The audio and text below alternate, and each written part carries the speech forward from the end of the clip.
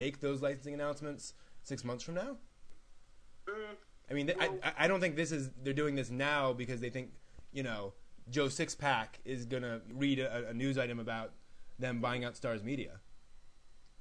I mean, is it a case of they're doing it like because wait, I forgot about Weinstein buys because I mean, if it would be nice if they properly announced it during summer and that they bought it now just to give them a boost.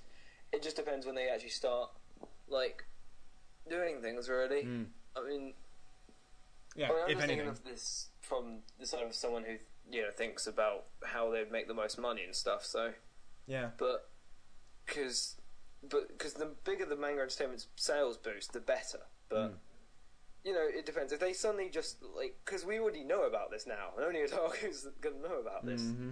Like it doesn't seem like it'd be nice if they linked it with a film or something that like they bring out a big film and everyone's like, oh, and they've brought out stars, so we could be seeing something interesting. But no, it just seems like they've brought out stars. It's just so underwhelming.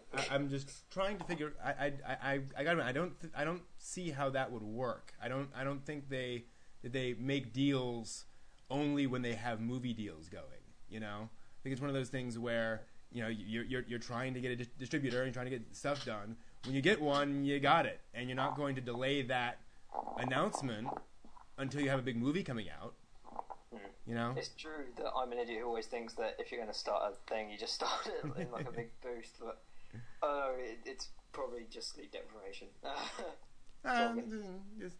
Just thinking. So let's see here. So what else? This is kind of an oddly awesome. The J-Comi site, the Akamatsu has done, announced he's working with Google, the actual Google. Yeah, and they're working on advertisements as well as multinational support for the site. This is Akamatsu's site for digital manga, and it is the idea is to take especially backlog titles and release them. He's released a lot of Love Hina online that way, and it'll also be able to support fan-published materials, so you don't have to be a big-name mangaka to do it. And so that's interesting, as well as the fact that they're looking to add, he wants to add some kind of commenting, tagging / annotation service, so you can annotate a page and add an explanation of a term or something. And he said maybe even do something kind of like a fan translation thing, so folks can just sort of post, translations in there. I'd so abuse that. That's the thing. I'll be curious to see how that works out. Matt, what do you think? I like the idea of the tagging thing, especially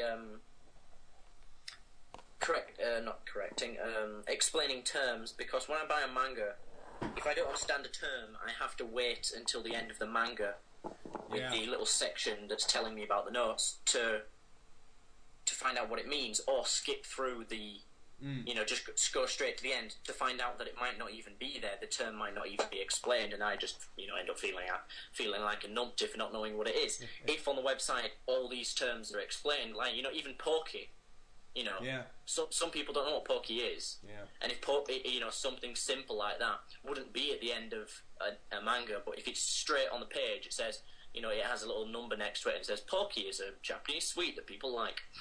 Then people will know what it means. So I like the idea of the tagging thing. Yes, it can be abused, but I'm pretty sure they're going to have moderators.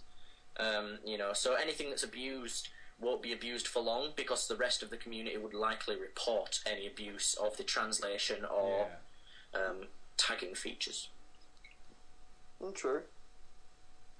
I mean, because this site has been appearing on a lot of anime news recently, almost as much as actually the Tokyo Youth Ordinance Bill, which I'm quite happy about. That is because it obviously seems to be getting a lot of press around this, and I'm glad that if he's working with Google partners, it's going to get more. I'm more happy. Like I would have been fine about the whole tag thing and fan translation, because in the end, it's going to be a good manga download site. I like the idea of tags, as long as they do it in a clever and smooth sort of process, then Sure. You know, it could work well. But if anything, I'm very happy that, you know, I mean, because when I first started, you talked a lot about this, especially about this site, Matt, which was, you know, we could be making a new breed of otaku here. And if Google are advertising,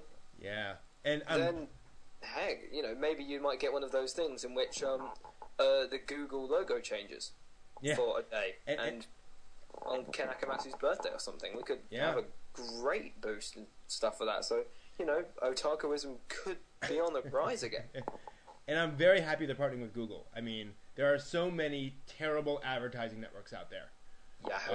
You know, the idea of using Google Ads is, yes, please do it that way. And then you get all the built-in, you know, internationalization where I'm not going to be seeing ads for, you know, Japanese products that I can't buy. You know, as funny as that would be, you know, at least show me something that makes sense. So I think that makes a whole lot of sense, and it's I'm intrigued. I wonder who approached who first. I doubt it was Google. I doubt it too. It would be nice if it was Google. Yeah, but it wasn't Google. You know, saying it was is too much of an optimistic view. True. Oh well, but yeah. Who's that running behind Google? Is that John Lasseter? Hello. Good old John. Oh, I wish. So moving on to Studio 4C's new game, Catherine. I've been looking at this ever since it was announced. So what is it? What is Catherine? Okay, Catherine is a game essentially. Like, basically, on a lot of interviews, it's this very almost sexually charged game. Like, it's very story-based, and the whole point is that, basically, this guy is sort of worried about getting married to this sort of childhood friend, and ends up, sort of getting kind of drunk, and there's a sort of, like, detective thing going on the side in which people are, like, sort of dying in their sleep in, like, these really gruesome ways that their body are drying up and all that sort of thing. And no one's trying to find out why. And basically, he basically has sex with this girl in sort of a drunken hysteria, and ends up every night afterwards thinking, having these really weird, horrible dreams in which he's told that if he dies in them, he will be the next one of those people. Ah, okay. And basically, as you go along, at the end of... And it's sort of like a mixture of Cubert meets awesomeness meets really... Cubert? It's if you look at the gameplay, there's a very Cubert style of running from cube to cube, jumping on cube, but like a sort of really advanced Cubert. Like where you have to sort of... And like in the dream segments, a lot of horror. It's very... Like I said, it's very sexually charged, but on one of the interviews, the guy who made it said...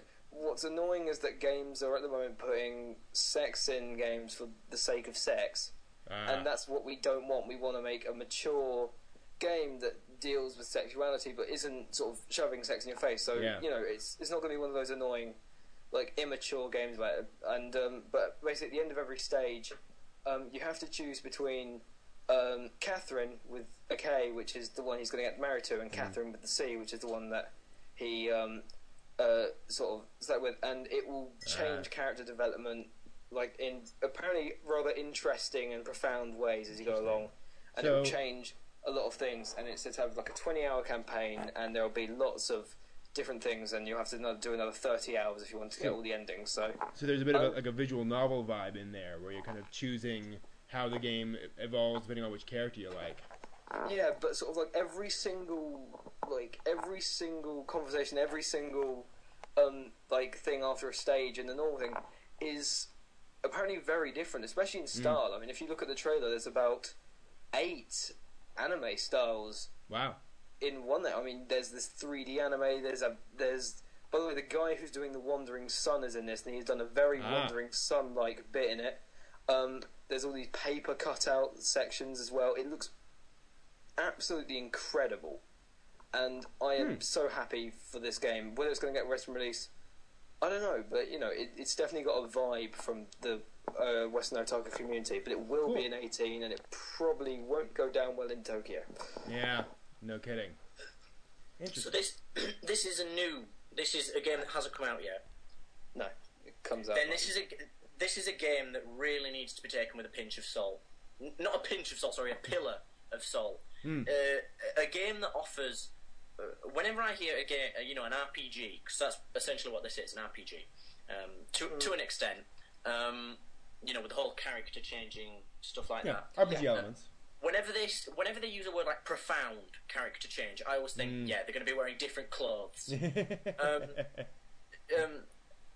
I haven't had enough experience with Japanese RPG. Is this a Japanese game then? Yes. Or is It's a Japanese game. Yes. Then I haven't had enough experience with Japanese RPGs to know, but most American RPGs don't need to boast this much about character change and stuff like that. If it's good, it's good. Most RPGs that have previously said it will offer innovative gameplay have done nothing. Most games that have said profound character choices have given you a choice between a red shirt and a white shirt. Yeah. True. This game sounds very good, but you, Miniman, as a gamer, and myself as a gamer, should both know that this is not going to be as good as it sounds. Perhaps can we perhaps show the trailer? I cannot show the trailer during the show. I can show it afterwards. Yeah, okay. We'll do that, and we'll do a sort of mini discussion afterwards. Yeah. But I mean, I'm like, as a gamer, I'm actually almost more excited, to be quite honest. I mean, the thing is that we say it's going to have profound character development, and in stuff. I mean, they have been able to sort of attempted to take it to the next level, but then again, in games like Mass Effect 2, I want to be a badass at one moment, I can be a badass, and I can be nice the next. It doesn't change anything, apart from like 5 different endings. But I mean, it's a good game. But the point is that in stuff like that, in this, a lot of things are going to change, and what I'm happy about is that they are focusing a lot of their time onto this sort of segment about talking to people and just sort of, and it's more than a visual novel. I mean, there's this, and like how you go about things it does definitely look to have an effect on the game, especially on the people you play. If we look at some of the early drafts, they did send out some early draft scripts, and like some of the things you could do if you'd chosen one Catherine over the other at certain points. And he was a very different character. Well, although, I mean, to be fair, there is always a lot of difference and a lot of attempted stuff in early materials where they'll try things, they'll try certain directions, and it won't end up at all like that in the game. Yeah, this game sounds like a big dream for the creators. They want all this stuff. Yeah. But half of it won't be in it, and the stuff that is in it will be the cheapest stuff they could do. Because, for one, Miniman, not to criticise, but how do you know they're focusing so much on storytelling? If it's only just by them telling you, then it's likely a load of tripe, because that's what companies do. They suggest how good their game is, because more than likely it's not as good as they suggest, because that's how it works. You always say your product is better than it is. This game, I'm not doubting this game will be great, it's fine. but it won't be as good. It won't be as good as they are perceiving it to be. I don't think it will have as a profound change in the characters that it does, and we don't know if this game will be like Mass Effect in the way that, yes, you can be a badass one point and be a good guy the next, because if you couldn't, it wouldn't be a good RPG, because then people would start saying, well, maybe my character's got multiple personality disorder, maybe he's schizophrenic. I want to make random decisions, so having a character change too much would ruin the game. So maybe they have those decisions, and that would make it a bad game. Well, I think I agree that what they could be telling us is probably tried more. But like, the thing is that these developers are definitely trusted enough. Studio 4C are trusted enough to be able to weave a good tale, especially in the short term. We see them do stuff in the Animatrix and all that sort of thing. Well, and have good animation and the styles animation, all that sort of thing. Whilst this is the company that produced Shin Megami Tensei.